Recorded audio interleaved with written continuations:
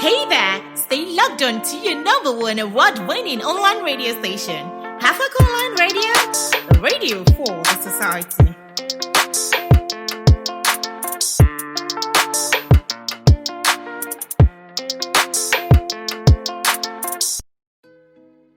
Hey fam, hey you, hey fam, hey you, hey fam. It's your favorite behind the MICOAP, Baraka Damole, aka Larby. And it's also a Friday. What happens on Fridays? We air your favorite show on your number one award-winning online talk radio, Relationship Diaries, and Half Radio. Welcome on board. In case you're just joining in, it's Hafak Radio, and today we shall be discussing or talking staying single or having the ring. Yeah, staying single or having the ring. You can join in the conversation by following us on Instagram at Hafak Radio. Drop your thoughts in the comments box or send us a DM at Hafak Radio, HAFAKRADIO. You can also send a DM to my personal page at Baraka Damole. It's my personal page at Baraka Damole. So send us your thoughts, send us your experiences. Let us know whether you prefer to, stay single or have the ring. When I mean have the ring, I mean you either want to stay engaged. Stay engaged or be married, yeah. And you can also drop your your thoughts to 08129105300. 08129105300 is the number to share your thoughts with. Okay, so in case you're just joining in, again, it is Larry B and your favorite radio station, Hafak Radio, and it is your one and only baby show, Relationship Diaries. Okay, so for me, I feel like some people do not want the ring for the fear of commitment, for the fear of domination, for the fear of not even trusting oneself. Some people would not want to remain single because they love the change in status. They have sincere love for their partners, and they just want to share all of the good moments, the great moments they have with someone else, except for their partners. Some also want to desperately start a family. Some people want to have kids already, and some people have the fear of not finding a life partner eventually, someone they want to spend the rest of their lives with. They eventually have to stay longer, hoping to find Mr. Right. Okay, so we all have our reasons why we want to do certain things, and why we want to take it up otherwise. So I was having this conversation with Rita now, my friend from secondary school, and she responded because I put up a poll on my WhatsApp and on my Instagram as regards this topic, and Rita went ahead to say that she feels like once there's mutual love and you have seen signs of compatibility with your partner, you can go ahead and spend a lifetime together. So far you are sure that you are actually compatible. So far you have seen the good times, you've seen the bad times, and you're okay with the bad times. We all have our sides, okay? So she also says that some people just rush into marriages based on peer pressure, because my friend is getting married and I too should, have a taste of what it is. And Rita says that you're actually going to be rushing out of the marriage if you, get married because certain people or certain persons are getting married. And she says that some decisions to either stay single or be married is dependent on how a previous relationship may have gone.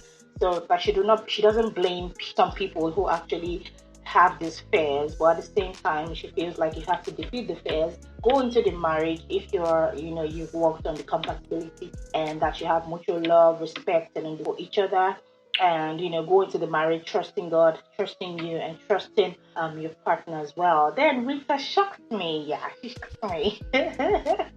Rita shocked me and said that there are two kind of marriages. I have never heard that before. I was going to say, is it traditional or white? But no, she said that there is a marriage where you rush into without first finding out the kind of person you spend your forever with, without first finding out who or what kind of person your partner is, and what kind of person you have to deal with forever. And the second one is where you and your partner know each other so well. You are chemically, physically, emotionally, sexually intertwined, that is so difficult for anyone to separate you. That kind of understanding and mutual love is the second one, where you and your partner know each other so well that you understand. Even when this person tries to pull a stunt, you already know what is up to. Okay, so my question for Rita now is, we are talking earlier too, and I was like, do you think you can 100% know your partner? And she's like, no, she agrees to the fact that you cannot know everything about your partner, and at the same time it's not good to poke your nose into your partner's affairs, all in the name of trying to understand and know certain things about your partner. Okay, so I don't think that you can totally know your partner. I was telling Rita that you're dating someone, you're in a relationship with someone, and you see this person has certain flaws, this person has certain challenges, but then you feel like, okay, because I love this person so much, I can live with it. Okay, can you really live with it? Do you really think that these issues that you see before you decide to, take the next step and get married, do you think that you can forge ahead and live with these problems?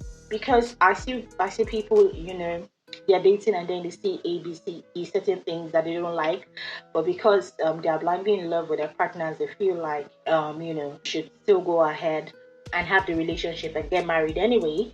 It's not like when you get married, these flaws will go away. Fine, some people get married and decide to be responsible. They decide to be responsible and not go in with the bad habits they had before they got committed into this marriage. So they just want to, live responsibly and drop this stuff. If you're having that kind of relationship, good for you. But what about those who don't get so lucky? Those who their partner come in with new things every day that they haven't seen before, things that they never imagined that their partner could do, stuff like that. Do you now think that they should come out, or will you say that they didn't try enough to understand their partner? I once watched a movie. Well, you can say it's a movie. It's an American movie anyway. So maybe if you don't trust Nollywood, you would trust this one. Okay, in the movie, this guy was married to a woman, and she didn't know that he was a robber. He was an armed robber. For a very long time while they were in the relationship. Okay, but they had the most amazing thing ever. They had the most amazing kind of relationship that no one has ever seen. They were the talk of town. Everybody loved that kind of relationship. But this man was an armed robber. And this girl did not know. She didn't even know what her husband was doing.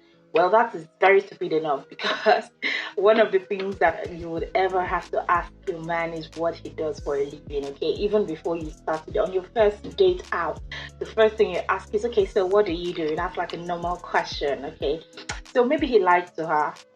That's another way to look at it. Maybe he lied to her. Maybe, just couldn't tell. And maybe she didn't even ask. Okay, that's still for later, okay? So Rita, I agree with a couple of your points, but I still feel like coming to compatibility, if you live on compatibility, I think that a whole lot of things might go stormy, because I don't think everybody or anybody can be 100% compatible. Okay, we're just trying to blend, tolerate, and live with each other. It's not like we are 100% compatible. You can just live with the shit that this person does.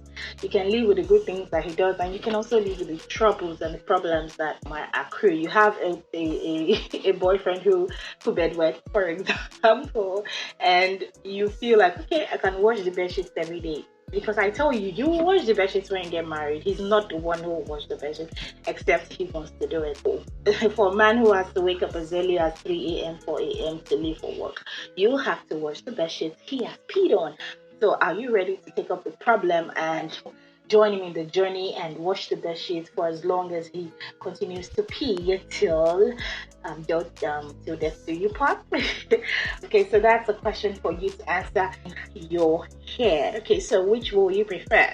To stay single or to have the ring? Let's go on the short break, and when we come back, we shall be reading out DMs and chats from some listeners. I'll be right back. Welcome back, and it's still Relationship Diaries on your number one award-winning online talk radio, and I'm your delectable host, Baraka Damwale, aka Lara B. So in the show today, we are talking staying single or having the ring. Don't forget to follow us on Instagram at Hafak Radio or send me a personal message at Baraka Damwale. Let's take the messages we have right now. This is from Ronke. Ronke says, "Hey Larry B, for me, I'd rather enjoy my single life. I once dated a guy who killed all my vibey personality. We're only dating. Dating, no." I came out of that relationship emotionally and mentally broken. I decided to stay my way, at least for now. Okay, this is what Rita was talking about. She was saying that people have, decisions based on how their previous relationship, went. So this is one of it. Ronke had a bad relationship and she feels like she'd rather remain single. She wasn't even married anyway, but she feels like I was just dating this guy and he tormented me. I lost all of the vibes that I used to have, and before going into the relationship, and somehow I just couldn't take it, and then she had to leave. But she left, emotionally and mentally broken, and it's the reason why she has decided to be single now. Okay, this is proudly. He proudly says, "Hey Baraka, Happy New Year's! Happy New Year's to you, proudly." Well, I think we have been created to unite, become one, and procreate. So if one gets married for fear of certain things, at least do that for the need to procreate and multiply. Proudly saying that you might have a lot of fears, reasons why you don't want to get married, troubles of being hurt, emotional stability, ability, whatever. Okay, so but that if you have those fears, at least get married for the fact that you have to procreate and multiply, do the will of the Lord. Okay, proudly thank you. But don't you think that if everybody has to do that, we will have so many relationships where love isn't, a force? We're just getting married because we want to have children. If it's my goal to have children and your partner's goal is to be with you for the rest of his life, you focus on your children and then forget about your partner. You won't attend to your partner's need. You won't love your partner. You will love your children, and how will your children there are a lot of things to that, but that's there for another day. This is Fiza. Fiza says hello. Some men will engage you and you just remain Lord of the Ring. Think twice that way. Yeah, I know this couple who dated for like 13 years and they're together right now. They have a child together. And so sometimes some people are just good to be Lord of the Ring till this person is ready. If it's the love of your life, then just wait, okay? Just wait. But girls, stop waiting for the man to propose. Stop waiting, thinking that I watched a movie where this girl was just thinking that the man was going to propose because he said he had a special package for her birthday, and she was just waiting, thinking this, and then he just brought out the necklace, and she was very upset. This guy doesn't think that you want him to propose anyway. So maybe I feel like you have to have some conversations nearing the fact that you want to spend the rest of your life together and stuff like that. But if you're not hearing such things, then I don't think that you should hope. You should hope that he'll propose one day and then keep waiting, and at the end of the day, you live with a broken heart. No, I don't think waiting is really a good idea. Okay. This is my name is Fola. I am married and actually sort of sending this from the mindset of my wife. I love my wife, but I'd rather prefer her single. This is because I married her a top-class, brilliant, smashy, and classy woman. I mean, is that top-class, brilliant, smashy, and classy woman? But after 3 years into marriage, I see her not want to have those amazing goals and dreams anymore. I see her wake up so early every day to put all things together and then go back to bed very late as well. We don't have great talks. We don't have great sex. We don't even have great fun again. Miss her so much and wish I could reset her life to what we were, or at least to what she wants to be. Oh, that's so touching. And that's what happens. The life of a married woman, especially when you have a kid. You wake up early, you do the same things every day, and you're going to be so unfortunate if you don't have a man who won't help you spice things up because you'll be frustrated, or a man who doesn't even help you one way or the other, who leaves you to yourself, who doesn't help you push your dreams, who doesn't believe in your career, who doesn't believe in your passion, who thinks that you're just here to play. A lot of things that women go through. Okay, so I really can relate. Fola, thank you so much for your contribution. And this is Isime. My name is Isime, and I am first time listener of this show. Well, for me, I think some relationships